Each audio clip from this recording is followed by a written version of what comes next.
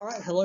You thought you were done with me, but I'm still here because I thought people might want to know what, in my opinion, are the correct answers to the 2020 exam multiple choice.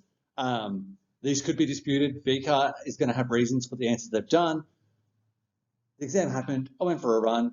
I'm a little bit sweaty now. I'm wearing a Christmas shirt because the day the economics exam happens on is basically Christmas. And we're going to talk through multiple choice questions one by one. I'm going to talk through my process and what I thought the answers are. We're going to have them up. We're going to do some drawings and stuff. Two of them I thought were pretty tricky. The rest are pretty good.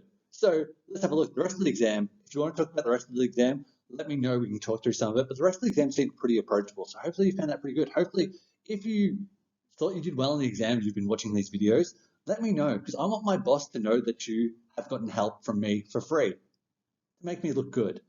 Anything that makes me look good is great. But I hope you did well. I hope you're feeling good.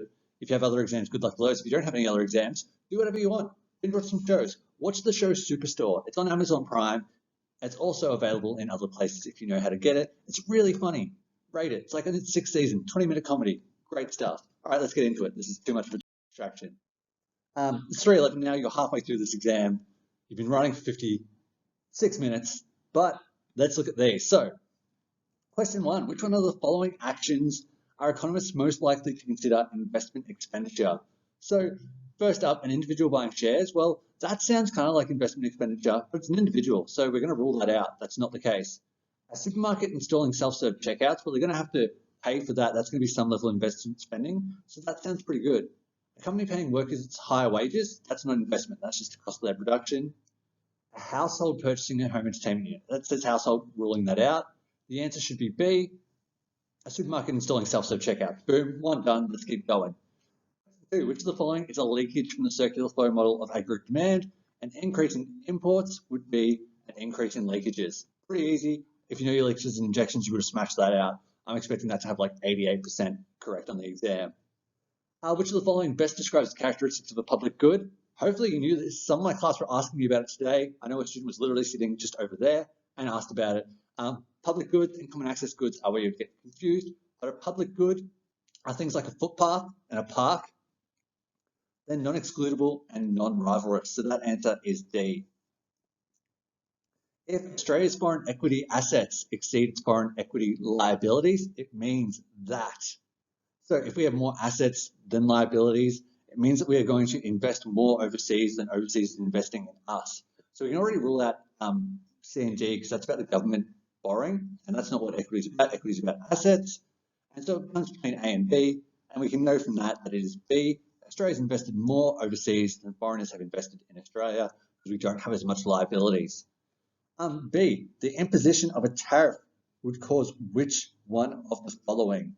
So this is all about imports, so we've got to know what it's going to do to imports. So if there's a tariff on imports coming in, that's going to be a tax on top of the price. We can already rule out A and C because the price isn't going to decrease. So there's going to be an increase in price, and then what would happen to the demand? Well, if there's an increase in price, there's going to be a decrease in demand, but we don't have that as an option, so it's going to be a rise in demand for import competing domestic goods, which ends up being D. Boom, first 5 questions done. If you have any questions about those, let me know, we can talk them through. Question 6, we've got an improvement in the current account balance is most likely to occur when what? Well, we're going to look through them. I'm going to skip A because that's the correct answer. But if the terms of trade deteriorate, that's going to make the current account worse because we're going to have more debits and less credits. If the Australian dollar appreciates, we're going to have more imports and less exports, so we can get rid of that. China's economic growth slows, they're going to buy less for iron ore and exports, so we get rid of that. If the trade surplus increases, that means we're getting more credits in, less credits out. It's the correct answer. Question 7. Suppose the Australian government was paying subsidies to beekeepers and then they removed them. What would the effect be? Well, if they removed the subsidies, beekeepers are going to have a higher cost of production and they're also not going to want to supply as much. So the only one that lines up with that is D, an increase in price, and there'd be a decrease in the supply of honey.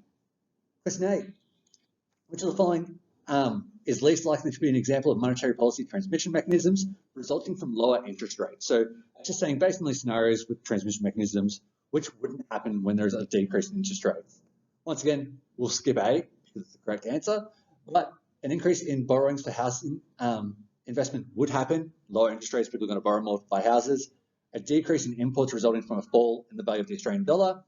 Well, that would happen because Australian dollar would depreciate in value, and therefore we're going to import less. An increase in exports would also happen. It's going to be an increase in net capital inflow. If our interest rates fall, especially relative to our trading partners, people aren't going to invest in Australian financial institutions because they'll get better returns elsewhere. Question 9. The price elasticity for a product will be greater. Price elasticity of demand will be greater if B, there's a larger number of substitutes available, because then the price, it's going to be more elastic because you can just jump over to another. They're going to be inelastic if it is not a lot of substitutes. Next one I found pretty difficult. I had to draw all the options. So I'm going to draw all the options here as well, just because I had to be able to visualize it in my head. So we're going to do 4 axes, and then we're going to talk about the question. So we've got 4 axes here. We're going to label them A, B, C, and D, and we're going to give them a normal axis first. So, a fall in the equilibrium price but no change in the equilibrium quantity would only occur from which one of the following combinations? So if we look at A, we'll go green. If there is a decrease in demand, so we've got unfavorable demand, and a increase in supply, so favorable supply. If we go for B, we've got an increase in demand and a decrease in supply. If we go with C, we've got a decrease in both demand and supply. So where's my thing gone? So decrease in both. And then we've got D, an increase in both demand and supply. So we've got demand and supply there. So if we look at these, so what we're looking for is we're looking for a fall in the equilibrium price and no change to quantity. So the answer that works is A, because here we can see the equilibrium price has fallen, but the quantity stays the same. So that ends up being A. That took me a while because I had to draw them all out. And even when I drew them all out, I was staring at it for a little while trying to work out what was what. All right, we've got 5 to go. Get through this, team. Question 11. Which one of the following would most likely happen if all countries agreed to significantly reduce carbon emissions by moving towards a greater reliance on renewable resources? Well, first up, it wouldn't increase the demand for coal. So we'll get rid of that. No, it wouldn't increase the demand for coal. It would decrease the demand for coal, and the price for coal exports would fall. It wouldn't. Natural gas isn't going to be affected because that's going to be a more renewable energy source by comparison. So I'm going to go with B. The demand for coal would decrease, and the price received for coal exports would fall. So that one is B. Then question 12. The labour force underutilisation rate measures unemployed and underemployed people as a percentage of the labour force. This one I feel like is going to get a lot of people just on the fact that they kind of ignored this and hope for the best. It's just a definitional type one. Hopefully you knew it. If you knew it, you would have smashed it. If you did not, you'd have guessed, and hopefully you guessed that one. Next one, so 13 and 14. The 13 is kind of different. We haven't had a question like this ever before. The fact I sound excited by that is very, very sad. But we've got government budget figures, and what we're trying to do is work out the size of the underlying cash surplus. So we're just trying to work out with these figures what they add up to. So if we're going to have 200 minus 175, because that's receipts minus outlays, so that's 25.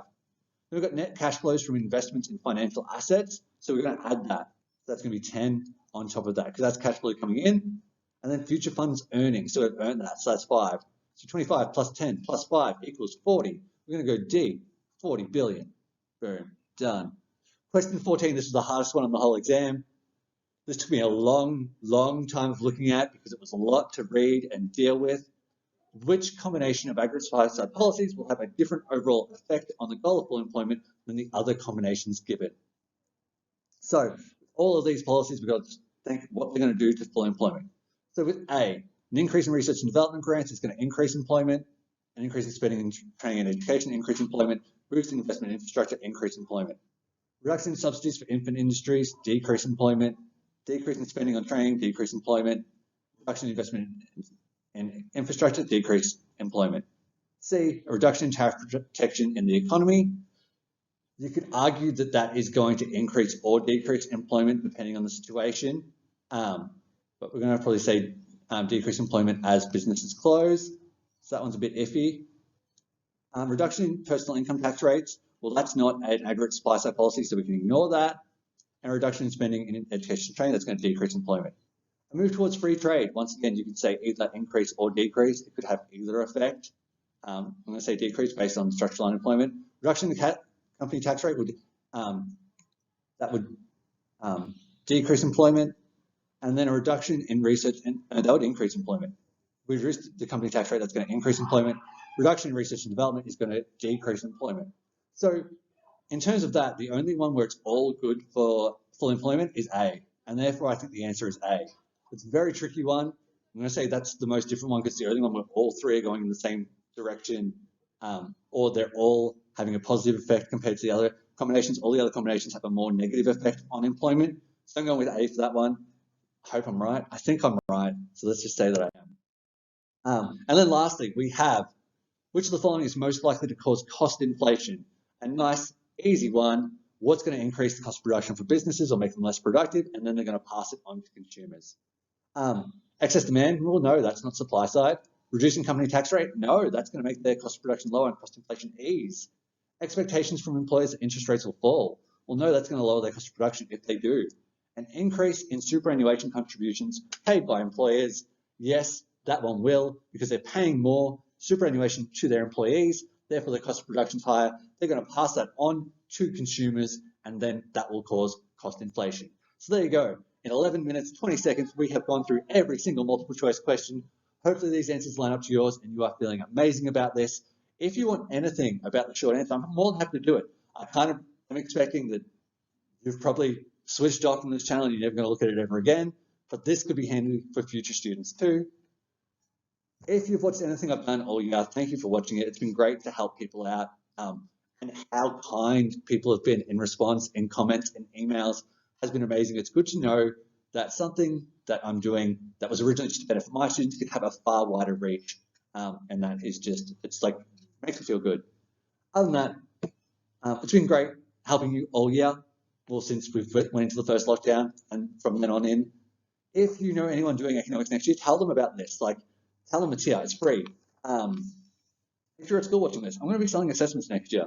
Buy my assessments. I need some money. I have a 1-year-old. She needs lots of books. Other than that, I hope you have a wonderful rest of the exam period or day if you're done, week, year, and future, whatever you do next. If I helped you at all, let me know. Other than that, have a wonderful day, and I'll see you next time, or I won't because you're done with me. In which case, see you never. Bye.